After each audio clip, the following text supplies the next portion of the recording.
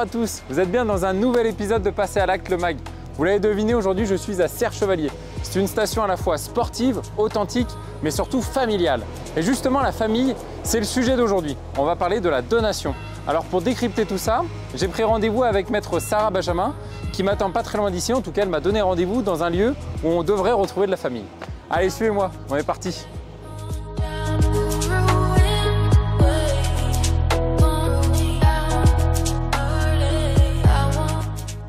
Salut Sarah. Bonjour Alexandre. Ça va? Ça va et toi? Bah écoute, je suis super content de te retrouver ici. Alors tu m'as donné rendez-vous dans un lieu emblématique de Serre-Chevalier. Et c'est vrai que depuis que je suis arrivé, j'ai l'impression qu'il y a plein d'activités à faire ici. Tout à fait, oui. Ici, tu trouveras le biotope. Derrière toi, tu as les terrains de tennis, il y a un parcours de BMX, terrain de pétanque.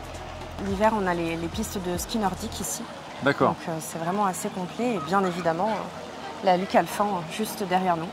Oh, c'est le lieu idéal pour les familles. Exactement. Alors ça tombe bien parce que les familles, c'est un peu le sujet du jour.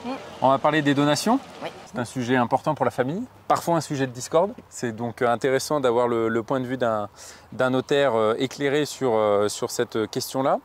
Finalement, il y a deux possibilités sur une donation. Soit je reçois une somme d'argent, soit je reçois un bien immobilier. Si je reçois une somme d'argent, quelles sont les démarches que je dois entreprendre ? Alors, on a l'obligation de déclarer les sommes d'argent qu'on reçoit dans le mois à l'administration fiscale. On peut le faire en ligne sur son espace impôt.gouv.fr, déclarer un don manuel et on doit choisir dans cette déclaration l'abattement sur lequel on veut imputer ce don. Soit le donateur, parent, grand-parent a moins de 80 ans et on l'impute sur l'abattement dit Sarkozy de 31 865 €. Soit on n'est pas dans ce cadre-là et on doit donc le déclarer sur l'abattement général dit de 100 000 €. Bon, je suis dans le cadre d'un anniversaire, je reçois un chèque de ma grand-mère ou de mes parents. J'imagine que ça, du coup, je suis quand même pas obligé de le déclarer. Non, en effet, ça, on n'est pas obligé de le déclarer. C'est considéré comme un présent d'usage. Ce qu'on doit déclarer, c'est toute somme qui excède un petit peu, on va dire, le train de vie normal du donateur. Et alors, du coup, si je ne suis pas obligé de le déclarer aux impôts, dans quel cadre, toi, tu conseilles quand même d'aller voir son notaire ? Dans le cas où vous avez plusieurs enfants. Si vous avez D'accord. plusieurs enfants et que vous ne donnez une somme d'argent qu'à un enfant ou aux deux, il est important de savoir qu'en fonction de l'usage fait de cette somme d'argent par l'enfant, il se peut qu'à votre décès, un des deux enfants ait à verser une indemnité à l'autre. Je m'explique. Vous avez deux enfants, vous leur donnez 100 000 € chacun. L'un d'eux investit, achète un appartement. L'autre prend une année sabbatique et voyage. C'est pas mal aussi, c'est sympa. Pas mal aussi. C'est plutôt sympa. On aura bien profité de la Exactement. même façon, peut-être davantage d'ailleurs. Si à votre décès, l'appartement acheté par le premier de vos enfants a une valeur supérieure au prix d'acquisition, il devra indemniser son frère de la différence. D'accord. Alors qu'au jour de la donation, vous avez donné exactement le même montant à chacun d'eux. D'accord. Pour pallier à ça, il existe un acte de donation-partage que vous faites obligatoirement devant le notaire, dans lequel vous figez la valeur des biens donnés. Je donne 100 000 € à chaque enfant.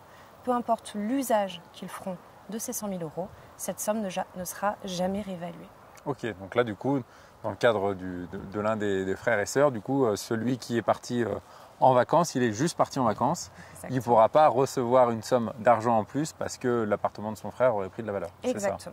Ok. J'ai un bien immobilier, je veux que mon fils en hérite, par exemple. Quel est l'avantage pour moi de le faire du temps de mon vivant via une donation, alors que finalement je pourrais très bien attendre de décéder via un testament ou toute autre chose?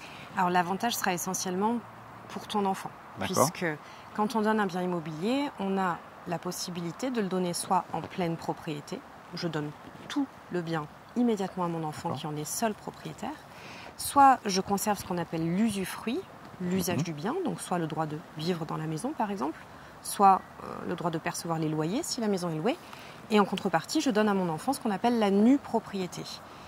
Dans ce dernier cas, la nue propriété qui est donnée est calculée par rapport à l'âge que j'ai, moi, donateur, au jour de la donation. Au jour où je donne ma donation, c'est-à-dire que là, on fige en fait dans le temps par rapport à mon âge là, à ce moment-là. Si j'ai 65 ans par exemple, il sera taxé sur 60% de la valeur et non pas 100% de la valeur. Donc on a une économie sur les 40% qui constituent mon usufruit.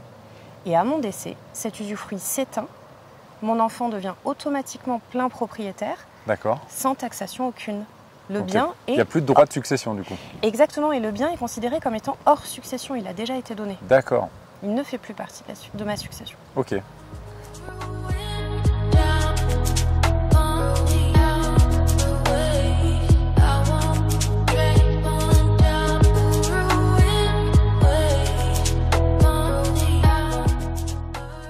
Merci beaucoup Sarah. J'étais ravi de passer ce moment avec toi. On a pu parler des sujets importants, la donation et surtout la famille. Finalement, c'est quoi le conseil que toi tu peux donner par rapport à ce qu'on s'est dit? Le conseil que je donnerais, c'est de vous rapprocher d'un notaire dès que possible. Ne pensez pas être trop jeune pour commencer à transmettre, il n'est jamais trop tôt. D'accord. Et c'est vrai que finalement, quand on est notaire, on a ce devoir de conseil. Ça fait partie un petit peu de la vocation du métier de notaire. Est-ce que c'est cette vocation, toi, qui t'a poussé à entreprendre ce métier? Oui, ou en tout cas, ce que j'aime dans ce métier, c'est le fait d'accompagner les gens dans toutes les étapes importantes de leur vie. Ça, pour moi, c'est très important. Des étapes à la fois, des fois heureuses, des fois malheureuses. Exactement. Bon, en tout cas, j'ai l'impression que tu le fais plutôt très bien. Je te remercie. En tout cas, j'espère que vous avez apprécié ce moment. Nous aussi, on a passé un très bon moment avec maître Sarah Benjamin, que je remercie encore une fois. Et puis, si vous avez d'autres questions sur la donation, vous pouvez déjà vous rapprocher du site passeralacte.com. Et quant à nous, j'espère qu'on se retrouvera pour un nouveau numéro. À bientôt, ciao!